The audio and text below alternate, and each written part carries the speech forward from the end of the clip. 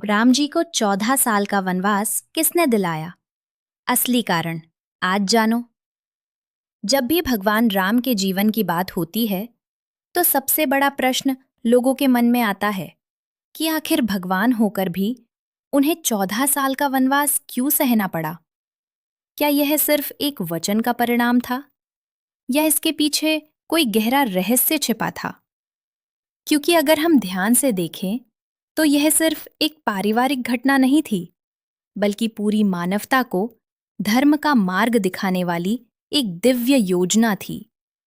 राम का वनवास केवल दुख की कहानी नहीं, बल्कि त्याग, धैर्य, प्रेम और मर्यादा की सबसे महान मिसाल है। और यही कारण है कि हजारों साल बाद भी लोग उनके जीवन से प्रेरणा लेते हैं। अयोध्या के राजा दशरथ अपने चारों पुत्रों से बहुत प्रेम करते थे, लेकिन उनमें भी राम उनके प्राणों से प्रिय थे, क्योंकि राम केवल पुत्र नहीं थे, बल्कि आदर्श का प्रतीक थे। जब राम के राज्याभिषेक की तैयारी शुरू हुई, तो पूरी अयोध्या में उत्सव जैसा माहौल था। हर तरफ खुशियां थीं, क्योंकि सभी जानते थे कि राम जैसा धर्मपरायण राजा मिलना सौभाग्य की बात है। लेकिन इसी खुशी के बीच एक ऐसा मोड़ आया जिसने इतिहास बदल दिया और राम को वनवास जाना पड़ा।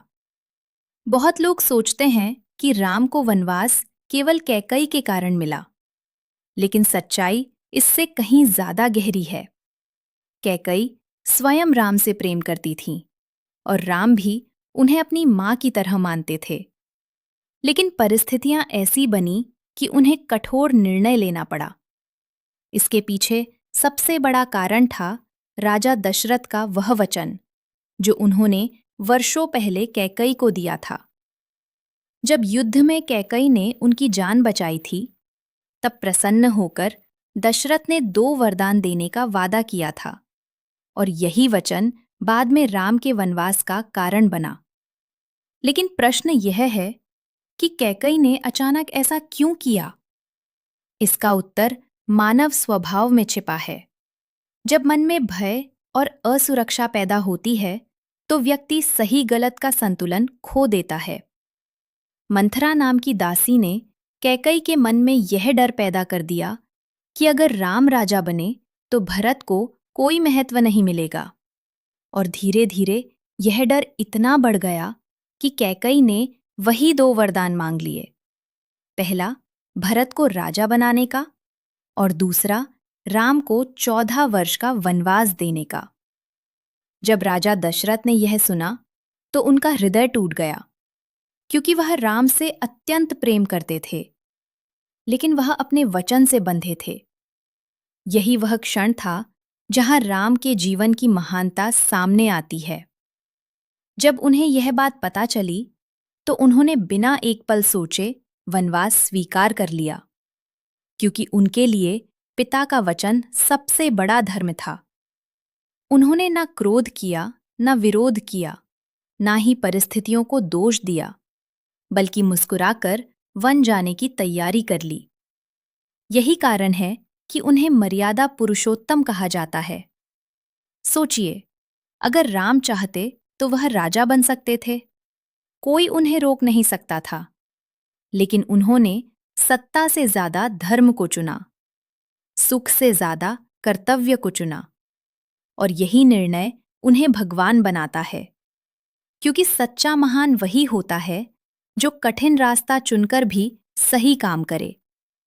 राम का वनवास केवल उनके जीवन की परीक्षा नहीं थी, बल्कि पूरी दुनिया को यह सिखाने का माध्यम था कि जीवन में परिस्थितियां कैसी भी हों, हमें अपने सिद्धांत नहीं छोड़ने चाहिए। जब सुख हो तब भी विनम्र रहना, और जब दुख हो तब भी धैर्य रखना। यही राम का संदेश है। वनवास के दौरान उन्होंने कठिनाइयां झेली, जंगलों में रहे, संघर्ष किया, लेकिन कभी शिकायत नहीं की, क्योंकि उन्हें पता था कि हर परिस्थिति के पीछे कोई उद्देश्य होता है। असल में राम का वनवास एक दिव्य योजना का हिस्सा था, क्योंकि इसी वनवास के दौरान रावण का अंत होना था। धर्म की विजय होनी थी और दुनिया को यह संदेश मिलना था कि सत्य और मर्यादा अंत में जीतते ही हैं। अगर राम सीधे राजा बन जाते तो शायद यह महान कथा कभी बनती ही नहीं। इसलिए जो घटना दुखद दिखाई देती है वही आगे चलकर सबसे बड़ी विजय का कारण बनी। यह हमें जीवन की एक बहुत बड़ी सीख देती है। कई बार हमारे जीवन में भी ऐसी घटनाएं होती हैं जो उस समय गलत लगती हैं। हमें लगता है कि हमारे साथ अन्याय हुआ है, लेकिन समय के साथ समझ आता है कि वही घटना हमें सही दिशा में ले गई। इसलिए हर कठिनाई को अंत मत समझो। हो सकता है वह तुम्हारी नई शुरुआत हो। राम ने वनवास को सजा नहीं बल्कि अवसर बना लिया। अवसर अपने धर्म को निभाने का, अपने चरित्र को साबित करने का और दुनिया को आदर्श देने का। इसलिए आज भी जब कोई व्यक्ति कठिन परिस्थिति में धैर्य रखता है तो लोग कहते हैं कि वह राम के मार्ग पर चल रहा है। राम के वनवास की कहानी हमें यह भी सिखाती है कि महान लोग परिस्थितियों से नहीं बनते, बल्कि उनके फैसलों से बनते हैं। अगर राम उस दिन क्रोधित हो जाते, विरोध करते या पिता से राम जी को 14 साल का वनवास किसने दिलाया? असली कारण आज जानो। जब भी भगवान राम के जीवन की बात होती है तो सबसे बड़ा प्रश्न लोगों के मन में आता है कि आखिर भगवान होकर भी उन्हें 14 साल का वनवास क्यों सहना पड़ा? क्या यह सिर्फ एक वचन का परिणाम था या इसके पीछे कोई गहरा रहस्य छिपा था? क्योंकि अगर हम ध्यान से देखें तो यह सिर्फ एक पारिवारिक घटना नहीं थी, बल्कि पूरी मानवता को धर्म का मार्ग दिखाने वाली एक दिव्य योजना थी। राम का वनवास केवल दुख की कहानी नहीं, बल्कि त्याग, धैर्य, प्रेम और मर्यादा की सबसे महान मिसाल है। और यही कारण है कि हजारों साल बाद भी लोग उनके जीवन से प्रेरणा लेते हैं। अयोध्या के राजा दशरथ अपने चारों पुत्रों से बहुत प्रेम करते थे, लेकिन उनमें भी राम उनके प्राणों से प्रिय थे, क्योंकि राम केवल पुत्र नहीं थे, बल्कि आदर्श का प्रतीक थे।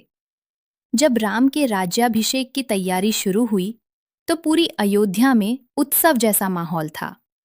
हर तरफ खुशियां थीं, क्योंकि सभी जानते थे कि राम जैसा धर्मपरायण राजा मिलना सौभाग्य की बात है।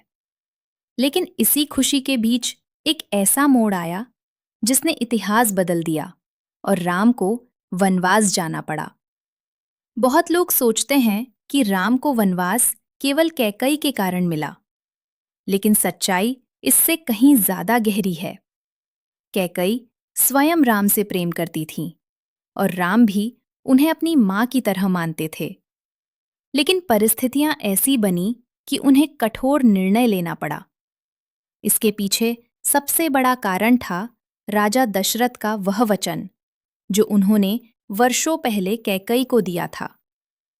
जब युद्ध में कैकई ने उनकी जान बचाई थी, तब प्रसन्न होकर दशरथ ने 2 वरदान देने का वादा किया था, और यही वचन बाद में राम के वनवास का कारण बना। लेकिन प्रश्न यह है कि कैकई ने अचानक ऐसा क्यों किया? इसका उत्तर मानव स्वभाव में छिपा है। जब मन में भय और असुरक्षा पैदा होती है, तो व्यक्ति सही गलत का संतुलन खो देता है। मंथरा नाम की दासी ने कैकई के मन में यह डर पैदा कर दिया कि अगर राम राजा बने तो भरत को कोई महत्व नहीं मिलेगा। और धीरे धीरे यह डर इतना बढ़ गया कि कैकई ने वही 2 वरदान मांग लिए। पहला, भरत को राजा बनाने का, और दूसरा, राम को 14 वर्ष का वनवास देने का। जब राजा दशरथ ने यह सुना तो उनका हृदय टूट गया, क्योंकि वह राम से अत्यंत प्रेम करते थे, लेकिन वह अपने वचन से बंधे थे।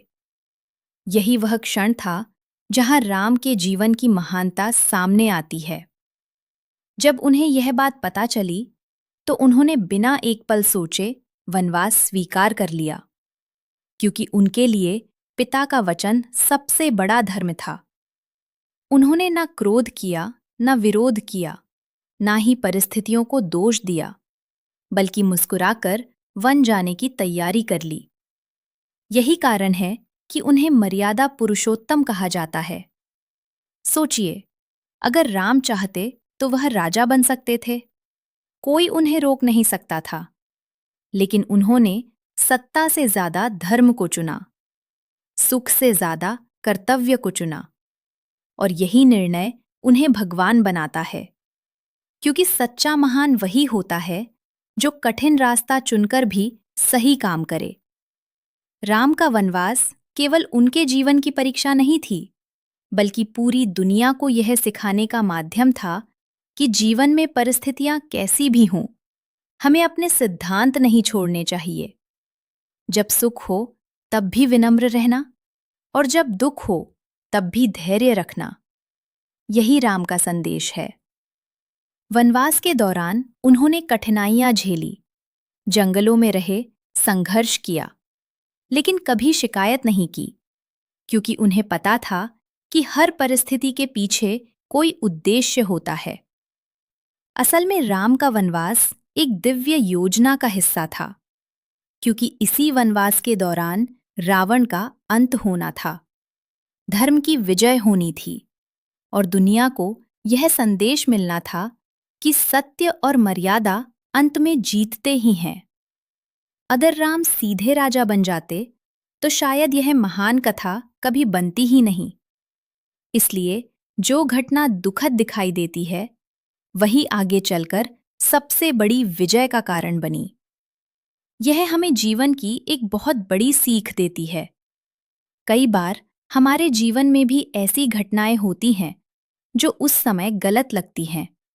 हमें लगता है कि हमारे साथ अन्याय हुआ है, लेकिन समय के साथ समझ आता है कि वही घटना हमें सही दिशा में ले गई। इसलिए हर कठिनाई को अंत मत समझो। हो सकता है वह तुम्हारी नई शुरुआत हो। राम ने वनवास को सजा नहीं, बल्कि अवसर बना लिया। अवसर अपने धर्म को निभाने का, अपने चरित्र को साबित करने का, और दुनिया को आदर्श देने का। इसलिए आज भी जब कोई व्यक्ति कठिन परिस्थिति में धैर्य रखता है, तो लोग कहते हैं कि वह राम के मार्ग पर चल रहा है। राम के वनवास की कहानी हमें यह भी सिखाती है कि महान लोग परिस्थितियों से नहीं बनते, बल्कि उनके फैसलों से बनते हैं। अगर राम उस दिन क्रोधित हो जाते, विरोध करते, या पिता से तर्क